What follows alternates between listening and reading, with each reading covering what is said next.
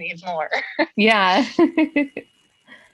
They were going to do more episodes. In fact, the last episode was going to be a whole lot longer, and they cut out Oh. a great deal because of COVID. They couldn't get certain films or certain scenes filmed, and yeah, it's Oh. what they would have. There was like a whole side event with the kids and side plot with the the fake Quicksilver character. I cannot remember his name. Oh yeah. Correct me, but there was a whole, I think about 30 minutes that was originally cut from it. Oh geez. Yeah. Yeah, they recast Pietro. I laughed so hard at that. I did too. Part of me is sad too because I really love X-Men, although I'm not a big fan of the new Fox version. Oh, sure. I grew up with the original trilogy, so. The animated series was my exposure to X-Men. Yeah. That's some good media right there. Oh yeah, totally. Oh, you're hoping Falcon and Winter Soldier would be a good WandaVision filler, but didn't find it as good. Okay. I was wondering about that one. Yeah. Yeah, I haven't started that one yet. Yeah, Hubs and I watched it yesterday. It's a lot of setting up for the meat and potatoes that I feel will most likely come the next episode. Okay. Maybe the episode after that. And it's only a 6-part kind of like mini series. So I think I read that. But hopefully it gets a little better. I certainly wasn't taken by it. I mean, I like Anthony Mackie. I like Sebastian Stan. So I hope it does pick up, just in my opinion. But yeah, I'll give it another episode or two, see how it shakes out. Sure. Yeah. Yeah. I always try to give things a chance. Yes. Yes, it kind of feels like WandaVision because the first 2 episodes are a bit, although I love the nostalgia of them, you're just kind of like, what's going on? Yeah. Yeah. Especially the first episode where that there wasn't really that big catch of seeing something red. So yeah, we'll see. Yeah. It makes me wonder though if MCU is good as a series because it's really built on a platform for movies. Because the pilot episodes are a little bit hard to get into. Right. I don't know. That's just so far. No, that makes sense. And it interested me a little bit, that first episode too, being like a little bit slower in the same way that a Leave It to Beaver episode is a little slower than something we might see today. So like, but yeah, it just didn't, I don't know. I don't know. Just thinking out loud. I'm too. Like, I love older TV. Like, I watched a lot of older TV series like Dick Van Dyke Show and Brady Bunch and everything. So seeing that was nostalgic, but if I just saw it purely as an MCU fan, I would think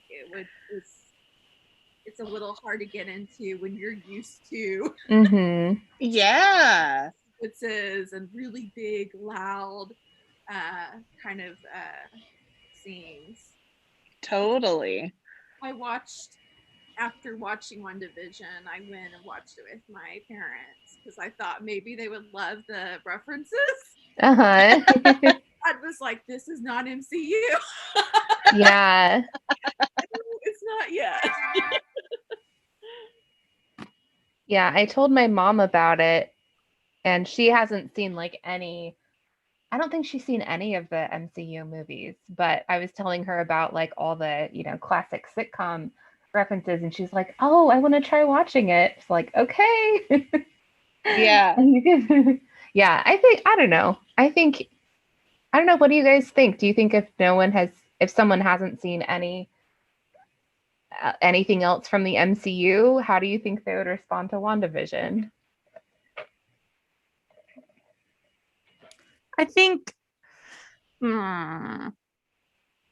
at first I think they'd be royally confused. Yeah. Yeah. Second, I think they'd be royally confused. Yeah. It's for someone who is just a casual MCU fan, same with Hubs. Hubs did not enjoy it. He gave it a little bit. He's like, I'm gonna give it a couple more episodes. If it doesn't pick up. For him, the last 2 episodes were he said his favorite of the entire season. For me, definitely they were my two favorite of the entire series. They definitely went a different route. Yeah. And certainly dipping toes in waters that have never had toes dipped in them before. Uh-huh. I feel if someone weren't truly well versed in Marvel and they caught this, they would go, what? Yeah. What? It was certainly, and then all the Easter eggs. I mean, baskets and baskets full of stuff. I think that moment, and when we did our live streams, even Em and I, who are not super well versed, a lot of people coming into the chat went, "Oh, this means this," and "Oh, that was a nod to this," and I'm like, "Oh, okay, that makes sense. That makes sense." And then watching the next episode, it was like, "Oh, okay." And so those little things were very helpful into getting kind of excited. I mean, this was straight up fan service for the people who are so into that of, oh, that meant this, and oh, did you see the clock, and oh, in the commercial that little thing was, I mean, people were eating it up, which is very exciting. But they did have the episode, it's either like 4 or 5, where it was the flashback of here's how everything kind of happened. And again, that was very, very helpful. It certainly was not like this soap opera moment of regurgitating things so a new viewer can come in and know kind of what's going on. Right. I would not recommend this show to someone who is not even a little bit familiar, because Sure, you at least have to be a little bit familiar in order to even get Wanda and get Vision and even a semblance of what's going on. right. I will say though that I don't want to lose fans here, but I didn't know anything about them, but I'm such a psychology nerd that it had me from step 1. Oh, that's so good. I think if you're a psychology nerd, you can get in there, because I can't claim to know anything about anything in this world. But with the psychology of it, I was just obsessed from second 1. If I'm being, yeah. So have you seen any films, or even just doing what you do? Were you even at all aware of just Marvel in general, like even a general premise at all? I know tip of the iceberg, but I wasn't very familiar with the 2 main characters here at all. Okay. Yeah. They were. It comes. Sorry. Aaron, go ahead. No, I was just gonna say it feels like one of those like theater shows that like have all the commentary on society or whatever. That was kind of my in on it, because I love that stuff. I think it was what I said was it was hard to get into is it's not the tone of MCU. So Sure. the MCU and you sit in front of it, it's kind of disconcerting because you don't have the psychological lens on yet. Sure. To figure out what in the world is going on, because people have big flashy action scenes right out the gate, just like Falcon and Winter Soldier. It started out with people jumping out of jets. Right. So like when I watched it with my dad was like, where's the action sequence? When are they going to something? I'm like, that won't happen for a while now. And he's like, well, it needs to be. So, yeah, I think that's why I think I wonder if for the normal MCU fan, if they would start at maybe the 4th episode. Because once my dad saw the red helicopter and saw the beekeeper, then all of a sudden that grabbed his attention. And like, what in the world? And then he wondered if it was some sort of Twilight Zone. Yeah. And so I wonder if they did the first episode, they did a little bit of that, but from a psychological viewpoint, I think it's best that they don't, because Wanda is really trying, or her unconscious is really trying to keep the reality at bay, so none of that can peek through yet. Sure. Yeah. I do want to get into what we plan to talk about, but I also kind of wonder if it could be comparable to like The Mandalorian for people who aren't super familiar with Star Wars. Yeah. I know like my parents, I don't think they've seen any of the Disney Star Wars movies, but they loved The Mandalorian. So I wonder if there's like what the difference would be there. Right. But yeah, anyway. Yeah. No, absolutely. Yeah. All right. Should we get into it? Let's go. Let's get into it. Okay. So welcome, hello for everyone who is just joining us. Hi. I'm Rhonda, and I'm here with my lovely co-host Erin.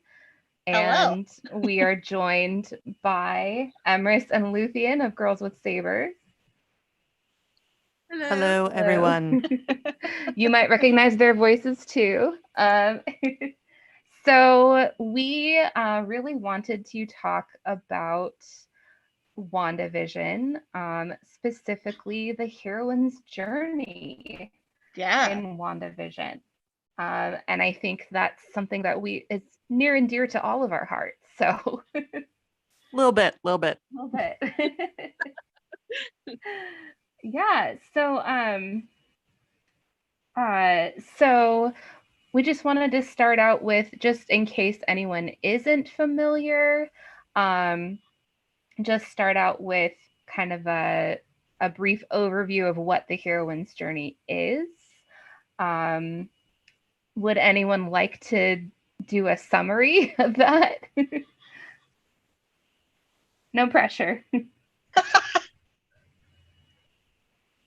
Okay, so if everyone can see on the screen there, so the heroine's journey is basically a cycle of storytelling, and it's also a concept in psychology, but it just follows a heroine who doesn't necessarily have to be female. It could be male.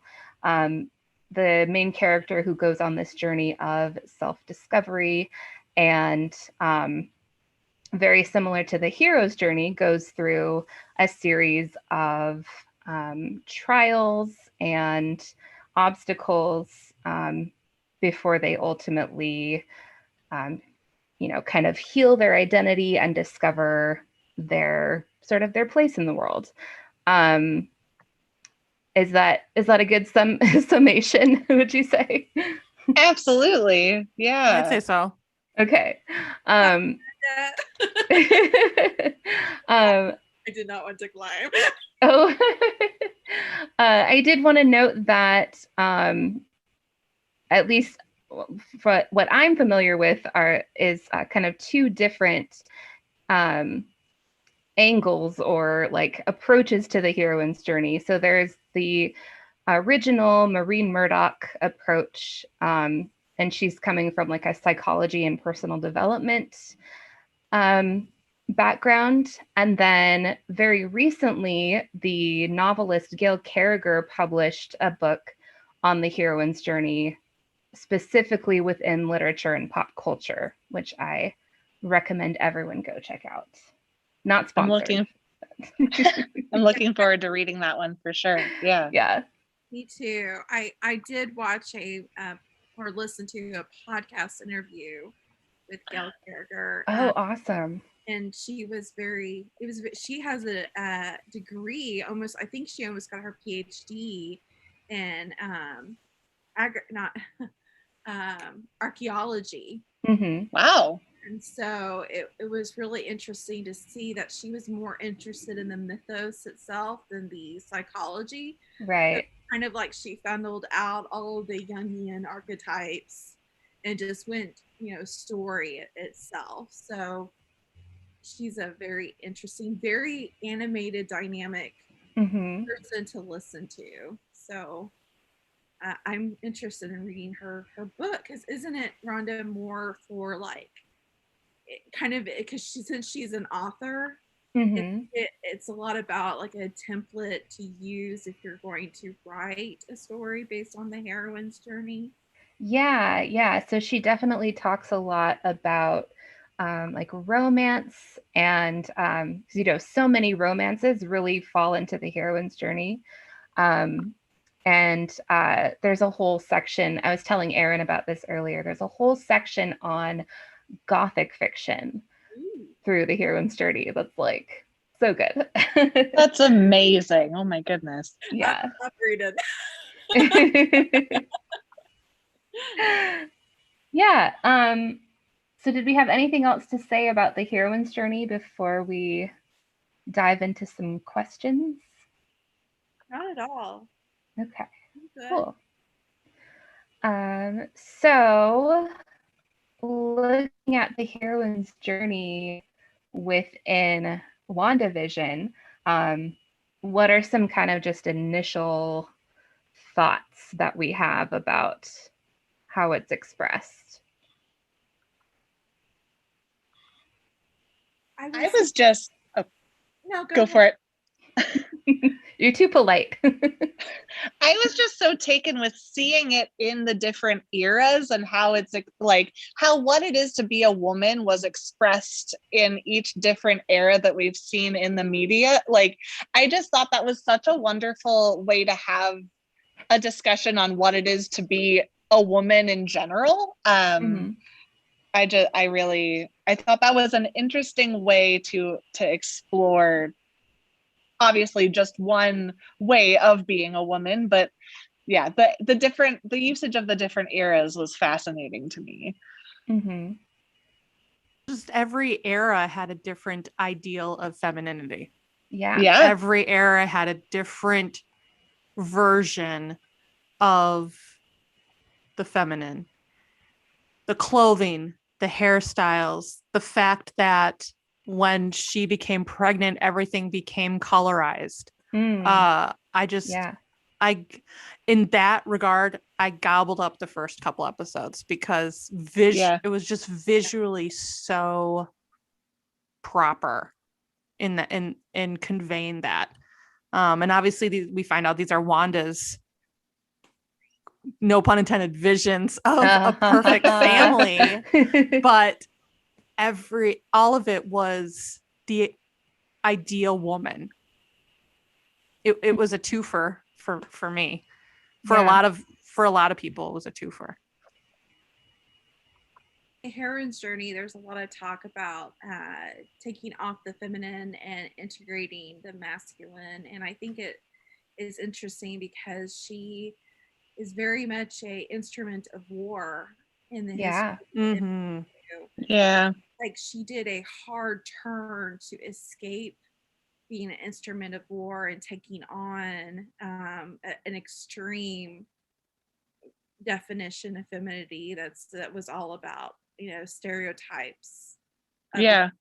so I agree. I love the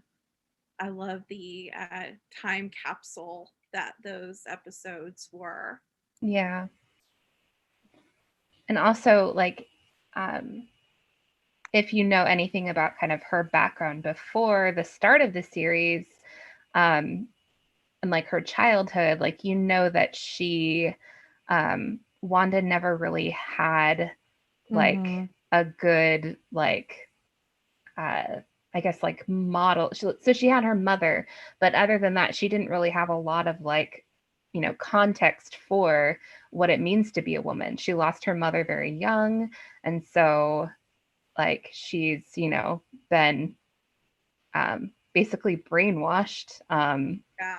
So, like, she doesn't really have, like, context for this, and so the only reference point she has is these sitcoms. So Right. I recently listened to, or I'm sorry, Rhonda, if you wanted to go somewhere else. Oh, no, go for it. I listened to a TED Talk by Pia Jones on the heroine's journey through transition. And she talked about, and this reminded me so much of Ray too, like transition is being stuck in the birth canal of not knowing who you're going to be on the other side. So you're just kind of stuck there. And she talked about how when you're in that transitional period, all you have is your intuition to get out of there. The rational ceases. Like you can't talk yourself way out of that. You have to really dig deep into your intuition. And I think that is so much of who Wanda is. She's a person very much of feeling and getting there by what she feels. Like even her power source is very determined and emitted through the heart, and she feels very deeply. I think like characteristically of MBTI, I looked her up and she's considered an idealist, an INFP, and really wanting to heal the wounds inside of her and the wounds around her.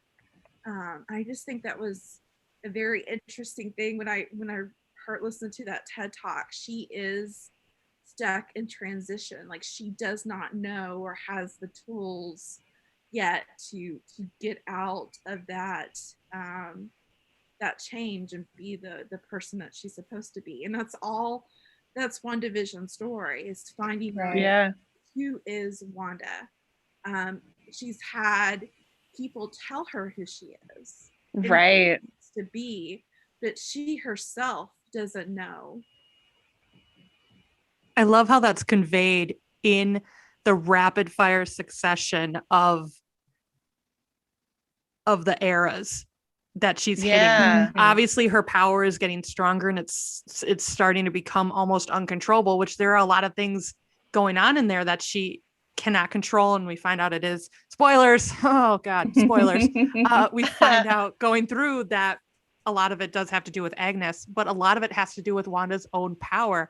And I love that. It, for me, I pulled this in this interpretation myself. I don't think anyone else has talked about it, but that rapid fire through the eras just shows how rapidly Wanda's own life progressed, going from, home life to being torn apart, being with Pietro, losing Pietro, being with Vision, losing Vision, boom, boom, boom, boom, boom, one after the other, not having any time to process anything. And so we're truly in this whirlwind of grief in many different forms. So, and she has no time to slow down and enjoy anything. And that's how I felt watching her go through her process of the grief, trying to hold everything into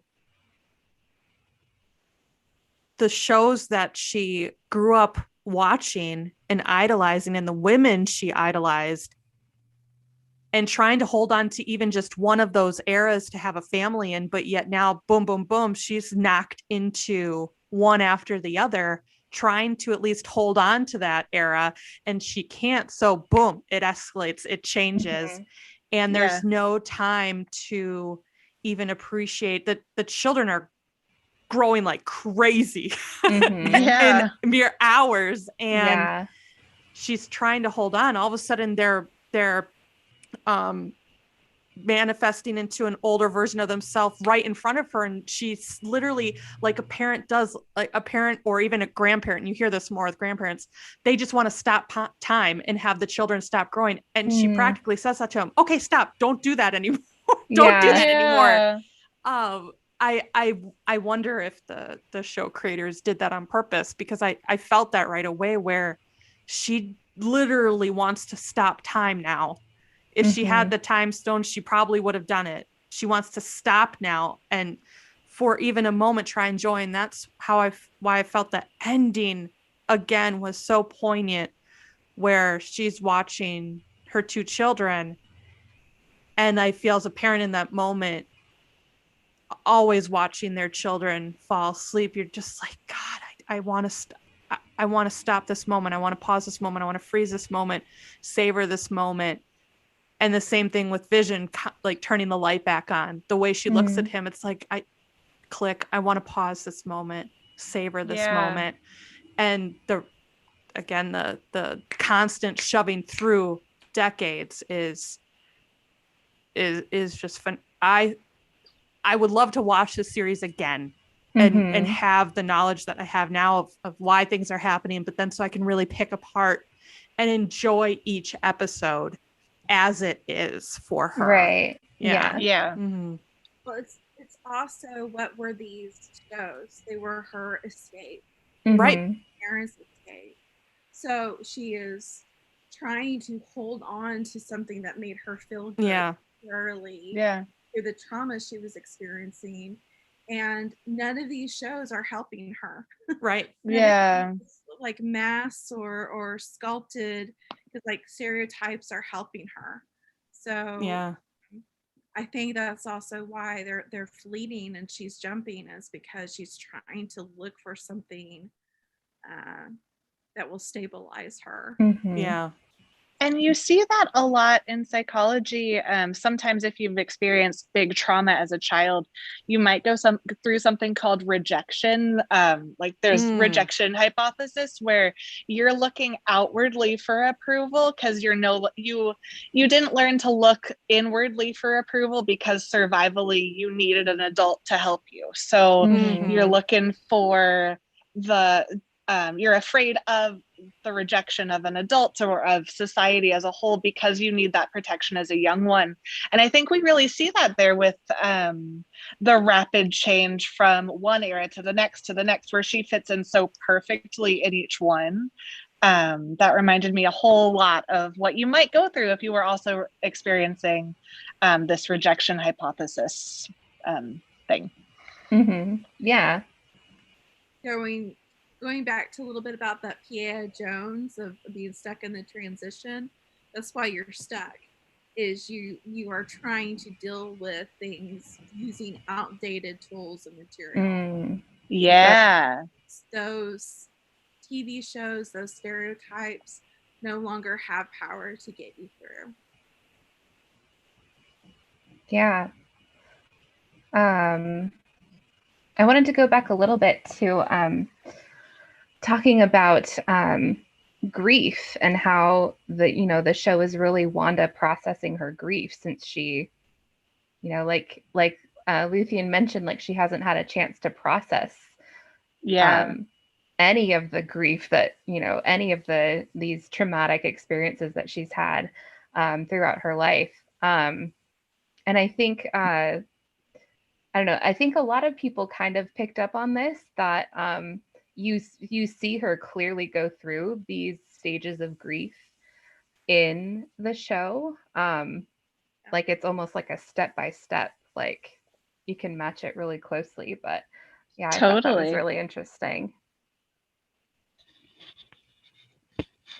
I love the first part of denial that we see her in is when it's not so much when she sees the helicopter or the weird kind of things are happening. It's the beekeeper. Mm-hmm. The minute she sees the beekeeper and Vision's behind her, she goes, no. Yeah. And she puts up her hand and, rewinds everything almost, or cuts it out completely. I can't fully remember what she did, but point being, she flipped and put her hand up and went, no. Mm-hmm. Yeah. Just no. And that was the denial right there. Like the flat out denial. Maybe there are certain parts where she's like, this is weird. This is weird. Okay. That could have been the beginning stages of the denial, but the flat out no, seeing the beekeeper, like, you don't belong here. That was, yeah, big. She edits Mm-hmm. things out of her brain. Yes. Like, Yeah. what do you mean let other people see them? Yep. That's very much like how many of us react to denial. Or absolutely. Mhm. Yeah. like, we don't want people to see us being depressed or Yeah. angry or anything, so we just edit those things out because that's not what a strong person does. Right. Yeah. And not very healthy. Yeah. For sure. Yeah. Oh, go ahead, Erin.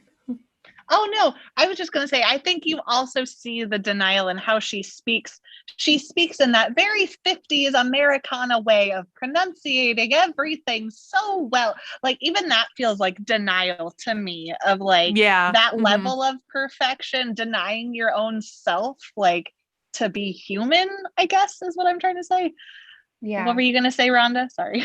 Oh, I was going to talk about the bargaining stage, because I feel like this is like, at this point, like, she's acknowledging that, that she's going through something, like, that she knows that this isn't reality, but she's still not ready to give it up.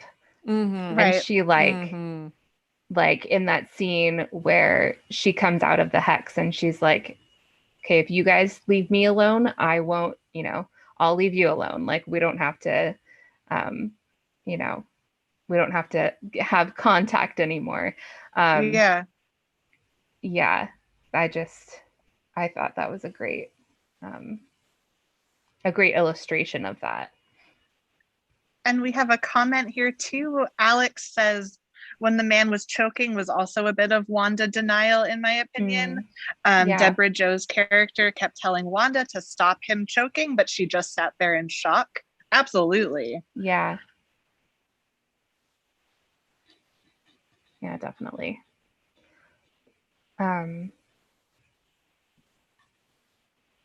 we ready to move on from this, or do we have more thoughts? Okay. Let's move on. Okay. I still feel as though I'm still actively processing this whole show. Yeah. So I'm just like, wow. It's the stages of WandaVision viewing. Yes. Absolutely. Yep. For sure. Especially right now in the middle of a pandemic, to be watching a show about grief is a very interesting thing. That's for sure. Mm-hmm. We're all processing our own denial, anger, bargaining. It's interesting.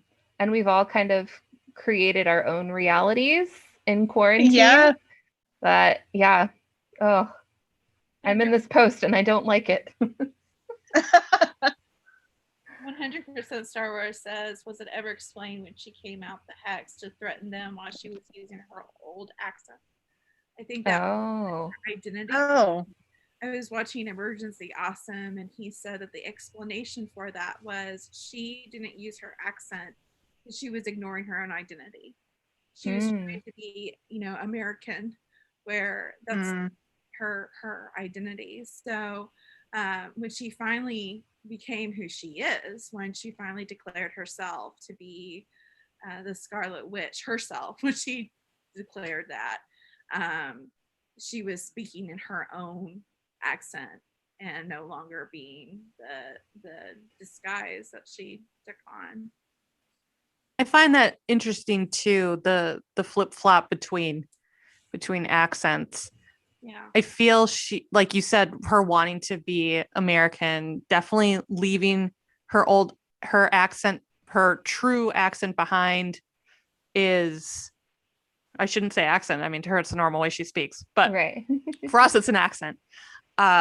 It's leaving her old self behind, leaving the death of her parents behind, leaving the death of Pietro behind.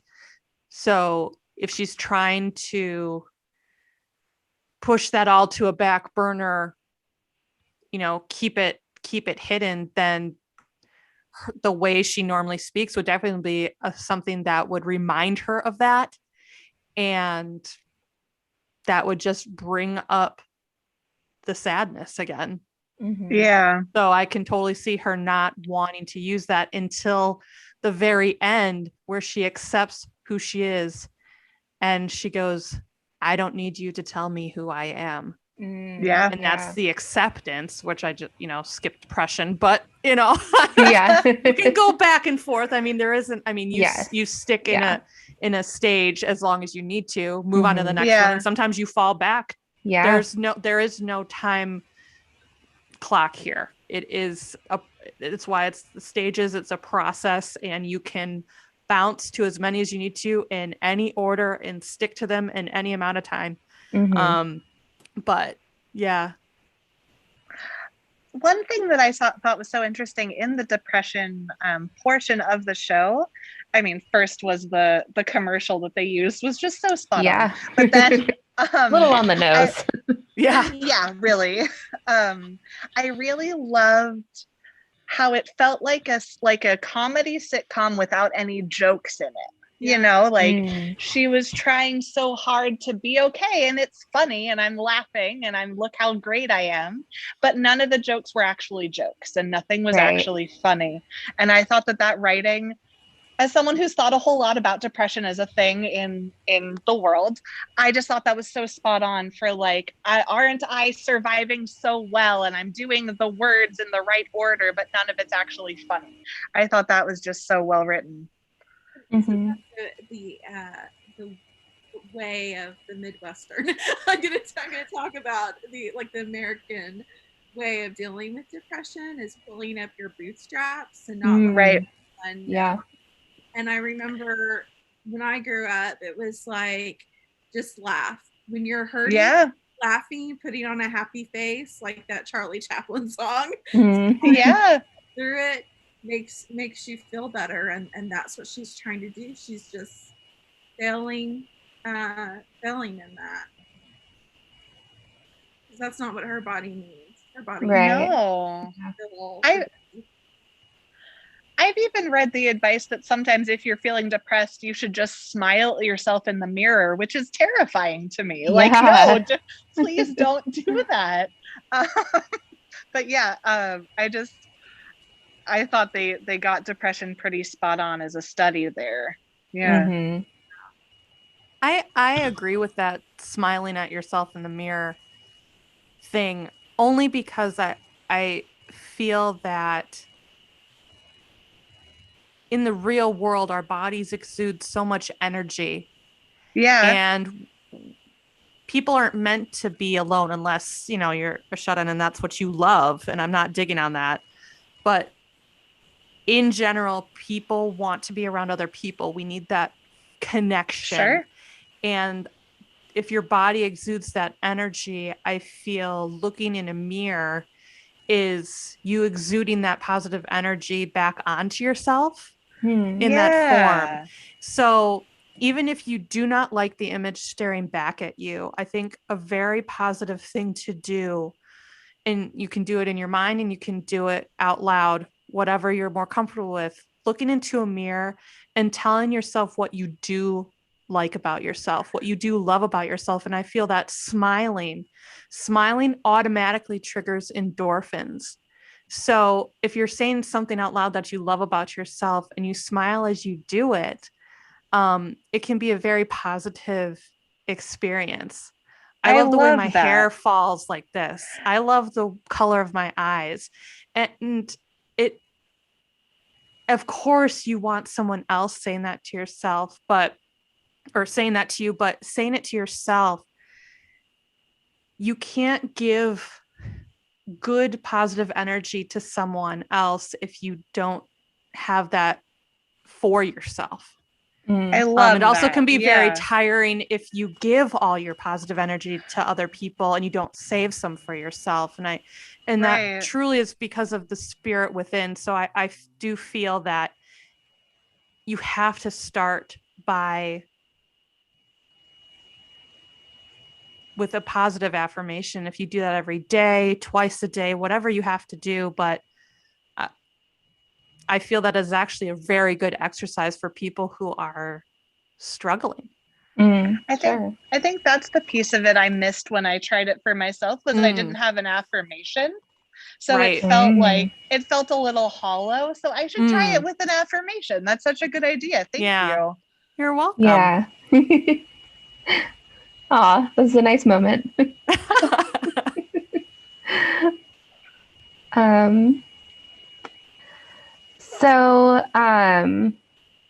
Let's see. Aaron put in a really nice quote here from the end when Wanda is talking to Vision. I think we have one of these right here where she says, when she's kind of finally come to that acceptance stage, and she says, "You, Vision, are the piece of the Mind Stone that lives in me. You are a body of wires and blood and bone that I created. You are my sadness and my hope, but mostly you are my love."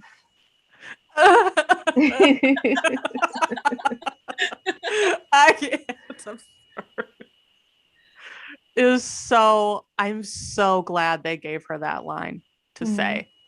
I know it's fictional, but I started crying. I cried the minute they were putting the kid. I was sobbing the minute they put the kids to bed. Totally. And just that Vision is a freaking soft boy kissing the back of her head when they all come together as a family. I'm just like, what in the world? They get our Vision. They get it. Yeah. They get it. Anyway, like seriously, in all different forms. But her saying that line and those, they were quiet moments. They were soft moments. Sure, there was action. Sure, there was some of this bombastic energy when Wanda and Agnes, or Agatha, excuse me, all along. But such a catchy song. I know, right? The quiet. I completely butchered it. It was the quiet moments, the soft moments, the gentle moments that just really, really hit hard. And I applaud Marvel for doing it this way, for giving Wanda this story in this way. But yeah, that line, it wrapped up her acceptance. Not that it was certainly bittersweet acceptance. Yeah. Very much so. But she's still, you are the piece of my mind, of the Mind Stone that lives in me, and on and on. I don't need you to tell me who I am. I mean, it was that line to Agatha that she now just said it to Vision. Still and that doesn't make sense, but she's strong. She's strong, and you are this to me. It was Rumi's poem, Marvel style. Right. I think it so echoes that that Kirsty temperament disorder, Myers-Briggs, that idealists and rationals complement each other so much, and Vision is the ultimate philosopher, like gives answers to the problems.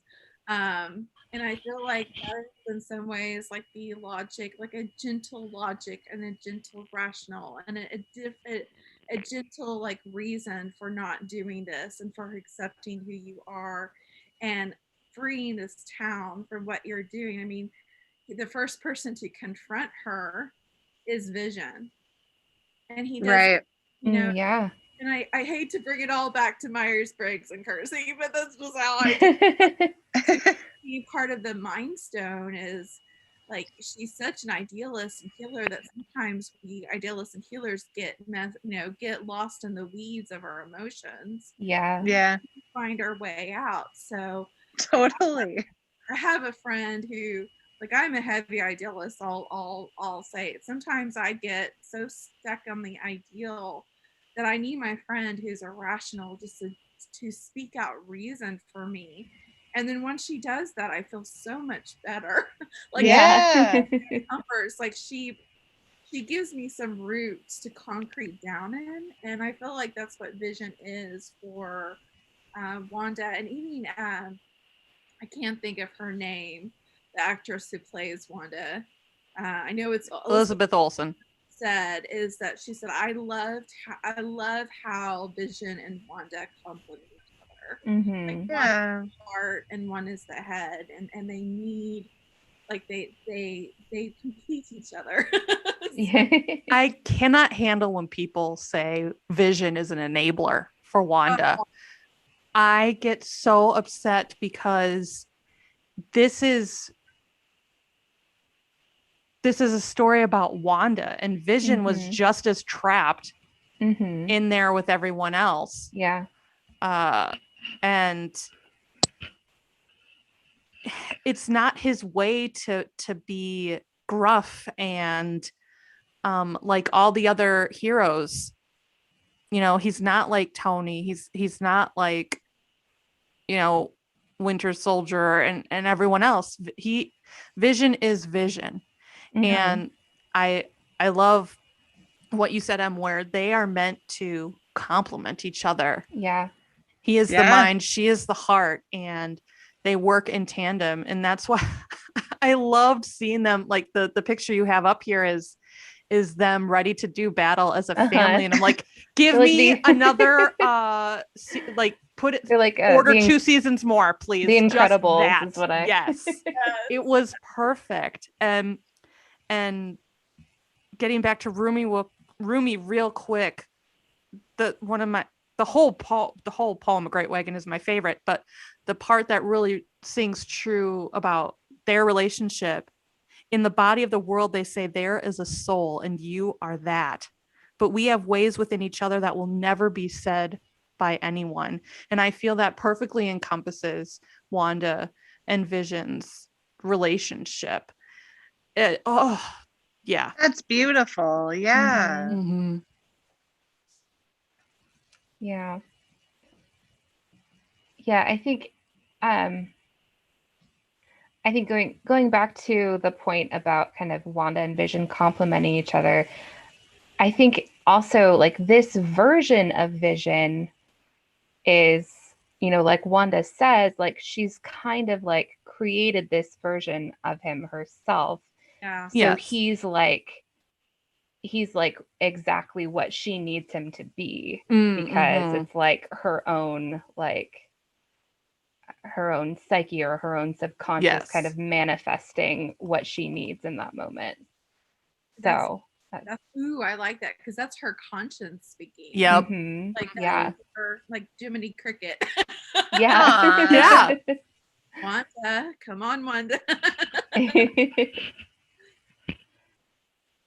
Oh, I also, this is totally random, but I loved the little shout out in the second episode where Help Me Rhonda is playing on the radio. Yes. Like I just it's like, hey, that's me.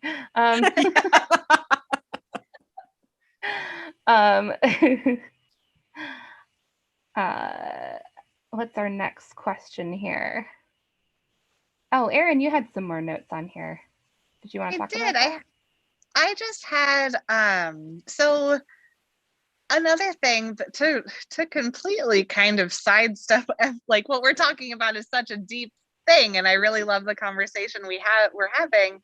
And I just had a question about this notion of like capital A American idealism that we see in a lot of WandaVision, and kind of how the media is telling women specifically to live in a white picket fence and uphold this kind of consumerist, media-driven capital A America, and just how that gets explored through the text, or through not the text, through the show, and kind of the decisions that are being made, and then the switch that happens as each era goes, kind of how we see American idealism change throughout the show as well. Those are a whole bunch of thoughts that I just kind of was thinking. So I wanted to open it up to the floor.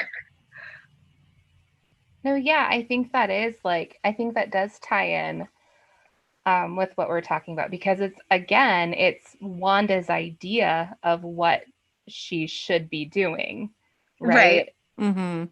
Like, the America that she's seen through these sitcoms that she watched, like that's what she thinks she has to do. So I think that, yeah. No, that's, I feel like we talked a little bit about this in our Black Panther discussion. We did. Yeah, this like this American ideal that has never actually been real. Like that is not what America is, but there's still the capital A ideology of like, oh, it's so perfect, when of course it's not, and it's actually deeply flawed and problematic. And I think that like when we talked about this before, but how we see Wanda fitting perfectly into each era to try to maintain those ideals. Yeah, that just hit home for like, yeah, it's just this idea of perfection that is unattainable, and who decides what on earth that even means. Right. That was coming up for me a lot as I watched. An outsider's perspective of the American ideal, because that's all they knew. This is her only window into that, and I guess that can be said for anyone looking at any country just through a television screen. Whether it's media coverage. I mean, now everything is so at your fingertips. News, social media, the world is so much wider. The lens is so much wider because all of this access is right at our fingertips. But for especially, Gen Xers and a tiny bit beyond, everything was still very much through the TV. And it wasn't like this in mid to late 70s, 80s, and just early 90s. Your TV was your only access to the globe. Right. What was happening where, and for someone in a different country, well, this has to be America, right? This has to be what America is. It can't be a lie. Right. I mean, for some people it's like, okay, well, it's just TV, it's fake. I mean, blah, blah, blah. But for a lot of people, seeing shows like this, learning, I mean, I remember reading an article about people learning English from Leave It to Beaver. Oh yeah. And that is, so they were saying G, and I mean, just their vernacular was different. I think this might have been 70s or 80s, but this was their window into American life. And of course, people in America watch this and they fall in love, and like you want this for your American life, but we know that that's not real, because we're here, we're living it daily. But for someone, a Sokovian, you plop down and you go, wow, that must be true. That must be how people live in America. And it's 1,000 times better than here when my mom looks out the window and people are looting and getting beaten and you know, it's just, it's a small window. And then she gets here and everything has changed. Even before she got here, everything changed for her, but definitely arriving here and being thrown into you're trying to defend the world, but obviously all these things are happening in New York City. But anyway, you're defending an American, you know, you're defending America with Captain America. Yeah, right. So with American quote unquote superheroes, I mean, forget Thor. So it's just you are defending a country that you have a skewed vision on already. Right. And I could go into a lot of politics about that, but point is, why am I fighting for this now? And it's not now. It's not the place that I thought it was, that Dick Van Dyke told me, or Mary Tyler Moore told me, or, you know, Family Ties told me. You know, all of these shows, it's not what they said it was. It doesn't look like what they said it looked like. Yeah. Yeah. I want to talk about, we talked a little bit about the ending already, but I want to talk about the ending specifically in the context of the heroine's journey, because I think typically in a heroine's journey that's kind of that's well expressed, the heroine typically does not end up alone. She ends up, you know, surrounded by her loved ones or her family. But of course, Wanda, her loved ones and family were not real, so she couldn't end up surrounded by them. She could have like stayed in the false reality. That would have been an interesting ending. But I don't really have like a distinct like take on this, but I'm just kind of curious about like how, like what we think of that, and kind of what that might mean for her future story, which we also kind of talked about a little bit. But I think two things. Oh, sorry. Go ahead, Erin. No. I was just going to say, I know it's not the point, but a big, huge part of me is like, let her be Lucille Ball if she wants. Like, give her amen. It was really hard for me because I just want her to have that happiness. She's gone through so much, and I have a lot of feelings. Yeah. A part of me was hoping that, you know, when the hex was closing in around them, that you would see it go past and the house would be the only thing there, but it was like alone in a field or something. Like, obviously that makes no sense because they'd need like septic and, you know, propane, like they'd need all this stuff. But point being, like, the house would still be there and they would still be holding hands and their kids were still upstairs. Like, a part of me was like, please, please, please do that. Another part of me feels that we saw her alone, but it's not the end. Right. Sure. You know? So, because spoilers, she heard, I can't remember his name, but the one son that can, you know, hear things and, you know, she heard him call out mom. And now her story isn't done.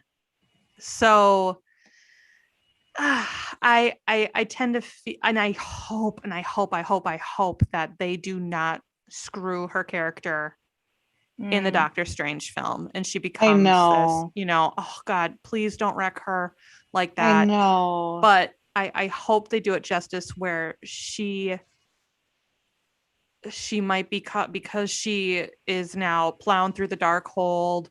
That's going to do some nasty stuff, but hopefully her children can knock her out of it, help save her. But then she becomes the hero, and then she truly gets the family that she wants and desires. Yes. So I do hope that they don't go the comics route. But I feel that we did see her alone. I feel this is now we're seeing her in this cabin processing the things that have happened in a healthy manner, hopefully. Right. But obviously we see her then, Doctor Strange in it, astral projecting it up with the dark hole. It's like, whoa. So there are definitely different avenues this could go down. But hopefully this all means, culminating in her hearing her son call out for her that her journey is not done. And it's not going to be stagnant on one thing and one thing only, and her finishing her heroine's journey, but she ends it alone like some other character I'm not going to mention, but I'm just going to say she shouldn't be alone. She should not be alone. There's been actually too much. If they end it that way, but there is nothing wrong with a happily ever after. There's nothing wrong with that at all. Yeah. What are your thoughts? Sorry, there's nothing wrong with a strong female wanting a family, wanting a significant other, all of those things. I feel like, again, it's this Hollywood understanding of 90s feminism that a strong, independent woman needs no one, which I think is a horrible, horrible lie. Yeah. Going back to Gail Carriger, the podcast that I listen to, you have to tell me, Rhonda, if I'm getting this right. Okay. I'm going with the cliff notes, okay? She talked about how these structures of hero's journey and heroine's journey in the podcast is so satisfying because it follows a certain structure. Right. And that structure is like it gives us a satisfactory because it's what's familiar. It's kind of what cradles us when we listen to a story. And I feel like that's why what they don't get about the heroine's journey is it's an emotional journey. And this is an emotional journey. It needs to be emotionally satisfying. And so to see a character who is craving a family, who wants, someone, to have them see them be alone is not satisfying. Right. And so it has that missing piece where you're like, why take her through all of this and not give her the one thing that she wants? Is that fair to do to the heroine? And is that fair to do to the audience who has been through this journey with her? That was my difficulty after episode 8. I was like wrecked by 9. Like I so badly wanted her to have that safety finally, Yeah. Did she say I feel that. about that in the book, Rhonda? She does talk a lot about that, kind of the whole reason behind, or the purpose behind the heroine's journey is the heroine either finding or reconnecting with a loved one or loved ones, and that's her emotional journey. And of course she discovers herself and her identity through that process. But the whole point of it is that it's whereas the hero's journey is kind of about rugged individualism and going it alone, but the heroine's journey is focused on having companionship and networking and friendship and love. Sound like My Little Pony, but but yeah, I think that's something. I think you're right that is something that is often misunderstood about the heroine's journey. Nothing wrong with being independent and single. Right. Yeah. don't want to speak that out either, but there's also nothing wrong with wanting someone. Mm-hmm. Wanda wanting Vision. I just hope with this white Vision, finding his humanity, finding his identity, just like the Wanda's version of of Vision, talking to him in that library scene. I hope now that he has the memories, he will return and be that satisfying concluding that Wanda needs of finding her boys again and finding Vision again. I mean, that to me, that one little fragment of hope Yeah. is when Vision does disappear. They promise each other there's that hope that they will meet again. Yeah. So that keeps me from having another episode 9 movement. Oh my goodness. Okay, hope is not lost. They will meet again. It's okay. We heard the child's voice. There's a lot of hope amidst the fully unsatisfactory ending. A lot of women and a lot of men have to find themselves before they find that significant other. And I feel like that was predominantly what Wanda needed to do, is finally find out who she is without anyone telling her. Definitely. Yeah.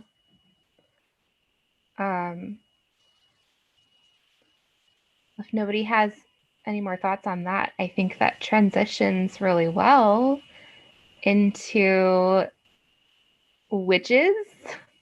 Yes. Can we talk about witches? Of course we can. Yeah, I think that this is a really I don't have like definitive thoughts on this. I kind of want to hear everybody else's thoughts. But I just kind of like was thinking about witches throughout like literature and pop culture, and kind of how the witch has been portrayed and how that has changed over time. And kind of how that the idea of like the witch or the crone has evolved and has kind of been intertwined with the heroine's journey in a lot of ways.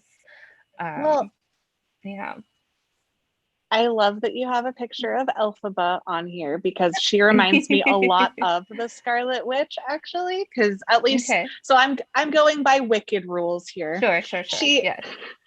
She is an intelligent woman who is incredibly powerful, and the media decides she's evil. And I think we see parts of that in with the Scarlet Witch. I see those two remind me of each other. Yeah. So I'll tell you who all of these are, just in case. So the top left is Medusa. Yay. And then just below her, yes, inspired by your insight. And then just below her is Baba Yaga. And then moving to the right is Circe. And then, of course, we have Elphaba and Nimue from Cursed.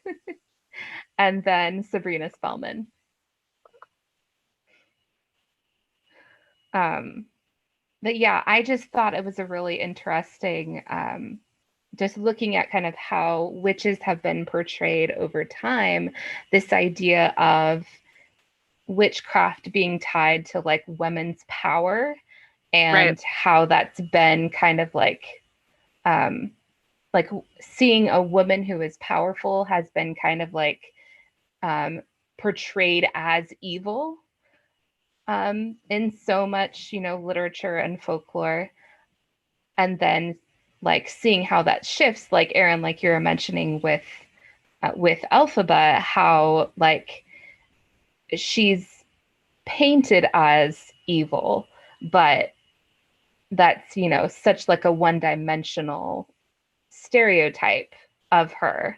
And I think like we were kind of discussing earlier, if they do end up making Wanda kind of an antagonist later on, I can see that kind of a pattern happening for her, that she's painted as this evil witch, even though, you know, that's not really, you know, we know the real story, I guess.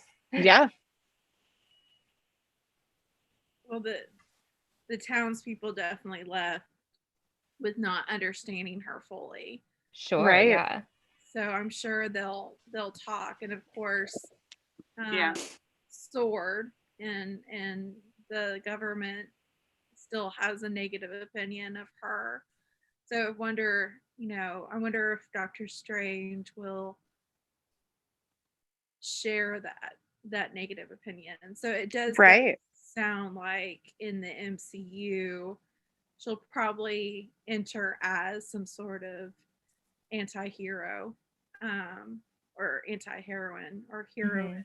Sorry, I've always pronounced it heroine. I guess I need to learn how to say heroine. But yeah, we'll see. I hope she's handled with care and sympathy. Like, I hope they still allow to tell her story, and they tell it with the meaning, the full meaning behind WandaVision, and her story doesn't get lost with the Sorcerer Supreme. Now, that's one thing that I'm holding on to, is that she's supposed to be more powerful than Doctor Strange. So it will be interesting to see how Doctor Strange handles her as being a more powerful being, because that's one thing that they try to do with witches like Elphaba.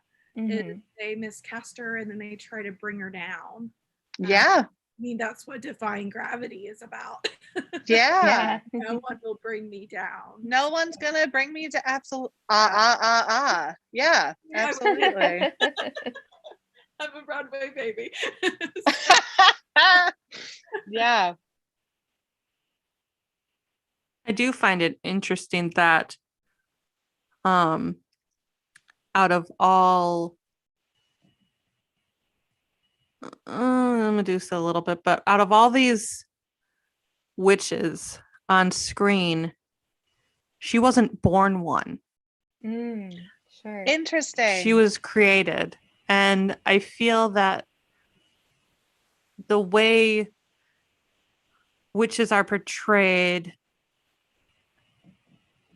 you know, Baba Yaga, Elphaba, they were born that way. Right. And a lot of times you see, and you saw this with the Red Witch on Game of Thrones, Melisandre. Oh, yes. Yeah. Where she had, it was the glamour or whatever, and she took the necklace off and bam, she was like 180 years old. I mean, so you see that though, where they are hiding their true selves, and typically when they do, they are either a younger version of themselves, or they turn themselves into the being that typically a man's heart most desires a woman to look like. And I find that, you know, something will happen along in the storylines where if that is a part of the story, then the spell is broken, they change, and then that decrepit hag, you know, miserable witch comes forth, and they are their true selves.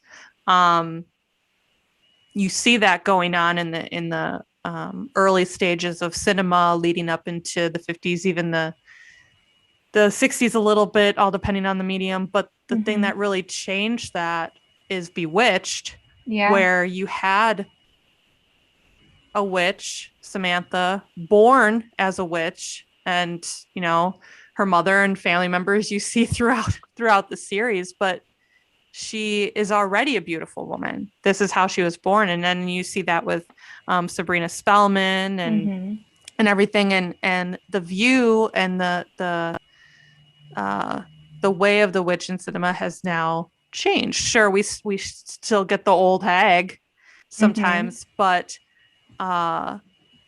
the witch in cinema and TV has now evolved. Yeah. Basically. But as far as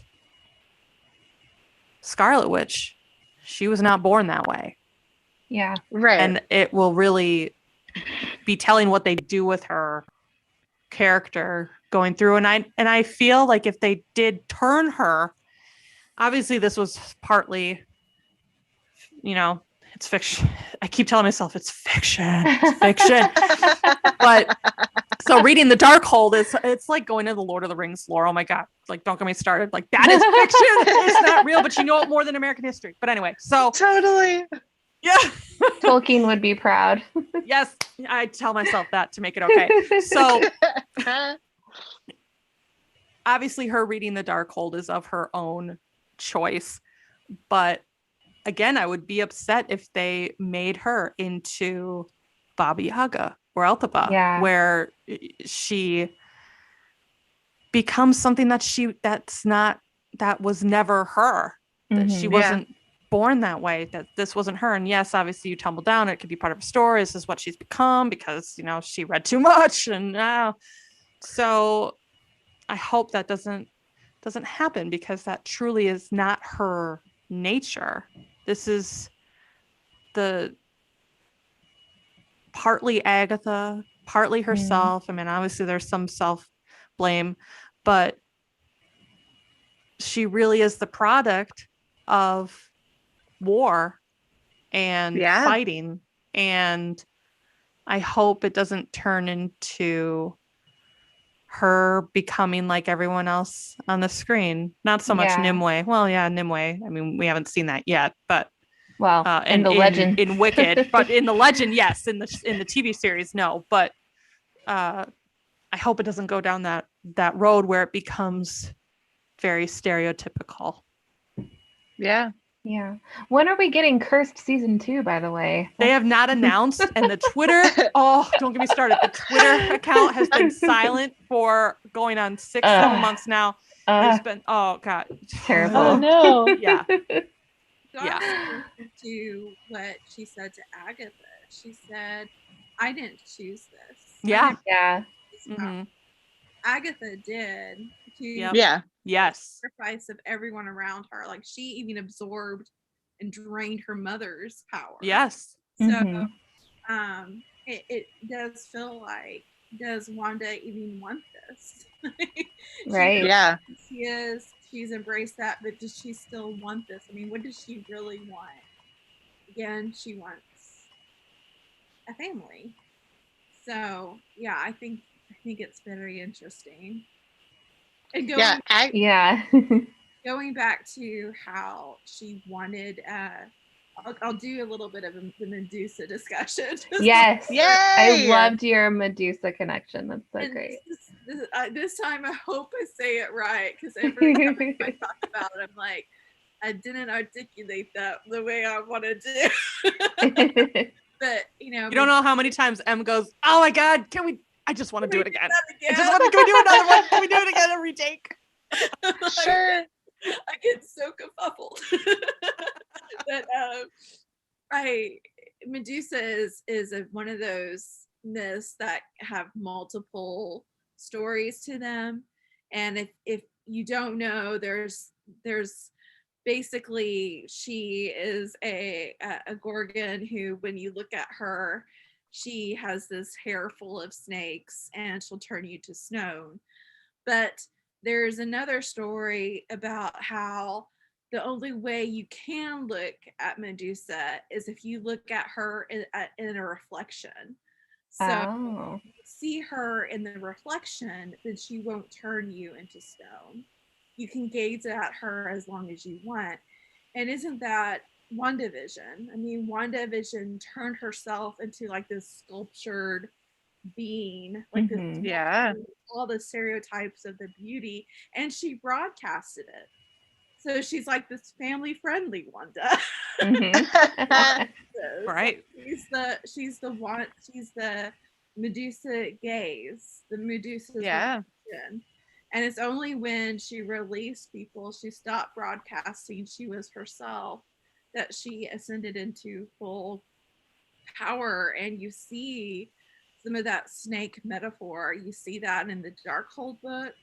You see that with her snake-like tresses. Of course, that's a characteristic of the Medusa in film, is a woman can unleash her power by unleashing her hair. And usually if they're invoking the Medusa stereotype, they give that woman this full, like, beautiful, powerful, wavy hair. It's really interesting because I love that hair symbolism. It's either like releasing your sexuality or unleashing your power, and you definitely see her doing that. Like, even when she wore her hair down in the previous episodes, that hair was flat ironed to death, hairspray, and sculpted to death. But when she became fully Wanda and embraced her identity, then her hair was very healthy and very, voluminous, as you see. There.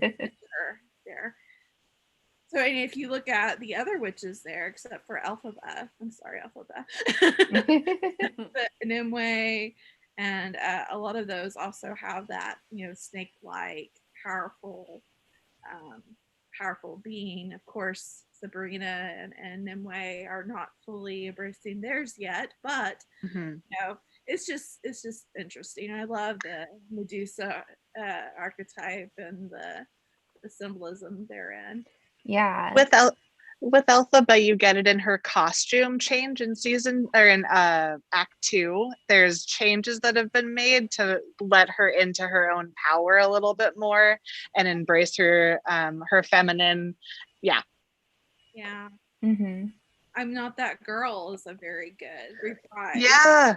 Very, very like she no longer wants to be Galinda. Yeah.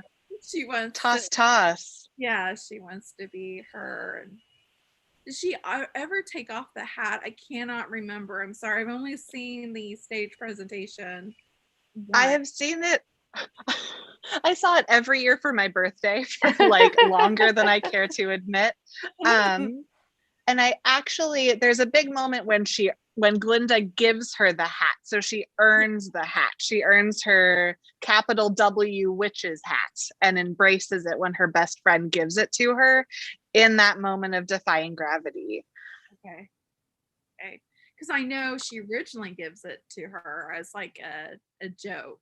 Like as a joke, yeah. And then she takes that back. She like uses her power to say no, like their newly found friendship, and then Elphaba's stepping into herself as this was something that society laughed at me for, and I wore it proudly anyway, even though they were laughing. And now in this moment where I'm gaining my power, I'm gonna put this hat back on where people used to make fun of me for it, and now it's a symbol of my power. Anywho, I'm sorry, we're not talking about I just get so excited. I love this. It's a redefining of that hat. So that's yeah, really interesting. Like, witches themselves in cinema. So yeah.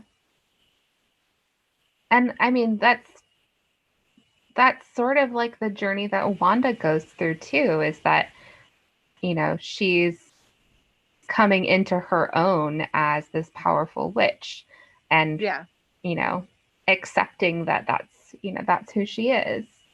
But that's our journey. That's all of our journey. So I don't know how everyone's feeling about the time, if we want to think about wrapping up, or if you're still able to I'm gonna have chat to for a little bit soon, but if you guys are feeling it and want to keep chatting, by all means, don't let me end the stream. Okay. if you want to keep going. So let's go ahead and we can go ahead and skip to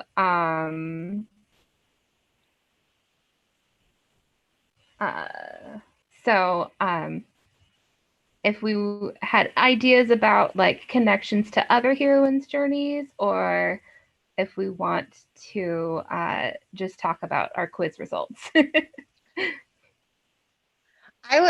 I wonder, I love your question here about Monica being on an incomplete heroine's journey. Oh, Maybe yeah. we go there next. Sure.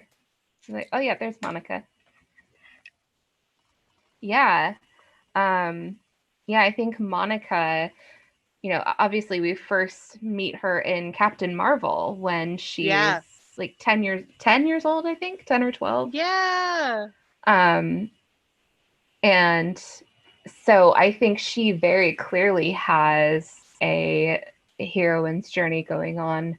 I think the mother-daughter relationship is always like such an obvious symbol in a heroine's journey. And like, losing your mother or being separated from your mother is always that like big event that kicks off a heroine's journey. And that's what happens to Monica in this series. And so I think we're going to see her going on a heroine's journey as well. At least I hope so. Oh, I hope so. Yeah. And I don't know very much about her, like from the comics. And I don't know if anyone else does, but I think that'll be interesting to see. Yeah, I wanted to read more. I don't know much either. I love that at the end, her last interaction with Wanda after, everything that's happened, and Wanda kind of accept things, and Monica goes, she practically says, I would have done the same thing. I would have brought my mother back. And I love throughout the whole entire thing, even though Wanda kicked her out of the hex very violently, all she ever did was fight for Wanda. The same with Darcy.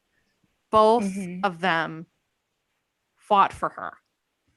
And I loved that about the series. And I wish we could have seen Darcy at the end, but because of COVID restrictions, she wasn't able to to film those pickups. But I love that both of them fought for her. And I do hope we see some stories with Monica. And I loved how at the very I hope so. I loved at the very beginning of the discussion of the conflict. I love that when Monica's being kind of debriefed about this whole situation, and she has that moment where she says, no, I don't necessarily need to believe what you're telling me about her. I'm going to go talk to her myself. Because we can't go off of other people's impressions. We have to get to know the situation. Oh, that gave me, even just saying that now gave me chills. I loved that moment. And I think it's only aided 1,000% by the strength in Teyana Paris's performance. Yes. She was phenomenal. Mm-hmm. Yeah. Agreed. Yeah, I think that showing that empathy and that understanding is, it's such a traditionally feminine trait. And I think I was just really excited to see this obviously very strong and very capable woman character, but she also has this, those more traditionally softer feminine qualities too, which Absolutely. I feel like we don't see that often enough. Yeah. So I also love the fact that Wanda had two women bookending and supporting her. Yeah. You see women going against women in shows like this, and although she had Agatha doing that, she had two women supporters being those wings that she needed. Yeah. I didn't make a slide for Darcy, but I do hope that we see more of Darcy too. I love her. God bless Darcy. Keeping it real. This is my favorite character in the entire MCU. So well, she's all of us. I mean, she's the real, audience she's the surrogate. realness of all of us watching. Like, Yeah. you know, little girls dream about being superheroes like this, but let's be real, we are all Darcy. Yeah. Yeah. Yeah. Not an astrophysicist, but I mean, quipping it back, like, we're all Darcy. And then she got her moment to be on TV, quote unquote, Yeah. and in the X, and Yeah, that was fun. Mhm. That's my favorite line in Thor, where she's like, meow meow?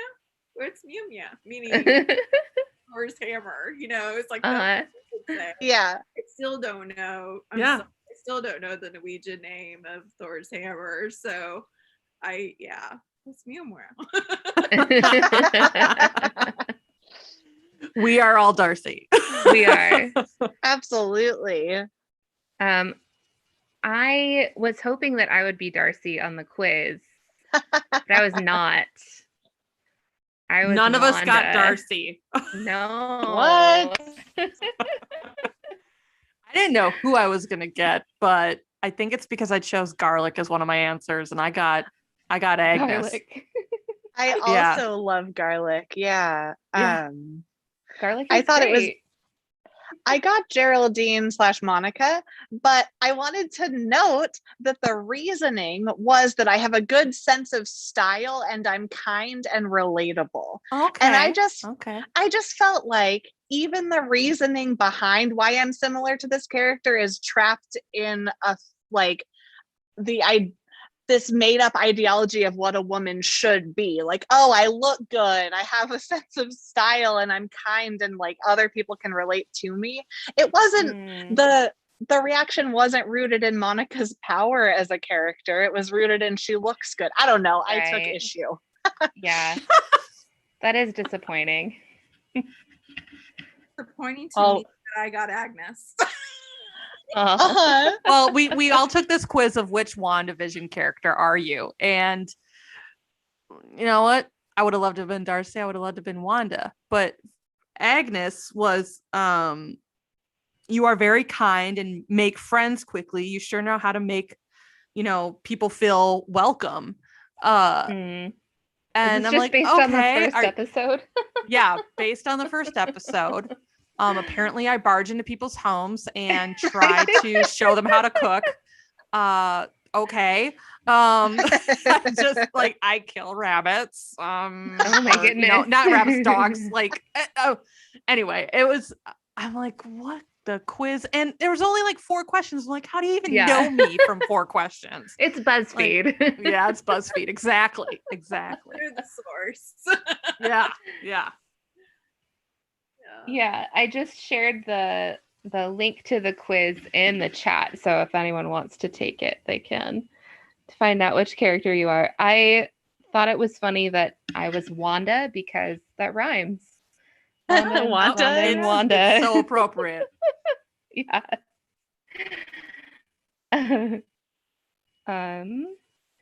Yeah, did anyone, I know there's a delay, but if anyone in the chat had any questions or comments that they wanted to add. Oh, Alex says, I watched the Thor movies for Darcy. Yeah, totally. Yeah.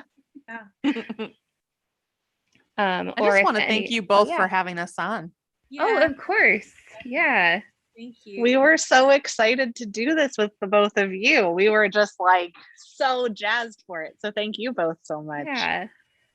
I think we see a natural progression. So we talked about Star Wars and then Sense and Sensibility. And I think this is the natural next topic is WandaVision. Yes. So. Absolutely. Absolutely. I think it works out. It sure did. But yeah, thank you so much for chatting with us. I was so happy that we were able to fit all of our schedules together. I know that can be tough. So well, thank you so much. Yeah. It's always a pleasure talking to both of you, because like we said before, it's a very familiar yes discussion.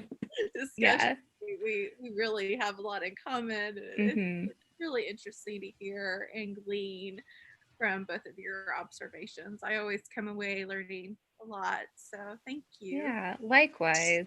Yeah, absolutely. I learned so much from the both of you. This is amazing. I already feel like I have to go and rewatch this show again. Like, right? Yeah, go look and definitely. All right. Well, to everyone watching, thanks for joining us for this chat. I hope you had fun. Yeah. Yeah, and the up on our screen is where you can see where you can find us and where you can find Emrys and Luthien. So go check us out. Go check them out if you haven't already. But thanks for joining us. Yeah, thanks everyone. We'll be talking about WandaVision all of April. So yes, we be will. sure to Yeah. Yeah, so this recording we'll release it as a podcast episode, and then we'll have a couple other episodes to talk about some other things. So yeah. Awesome. Well, stay safe and be kind to one another and wear a mask and drink some water and all that stuff. Water is good. And eat some garlic. Seriously. Eat some garlic. Eat garlic. Oh, I love garlic so much. Me so too. Good. Cinnamon, so I don't understand why I got acne.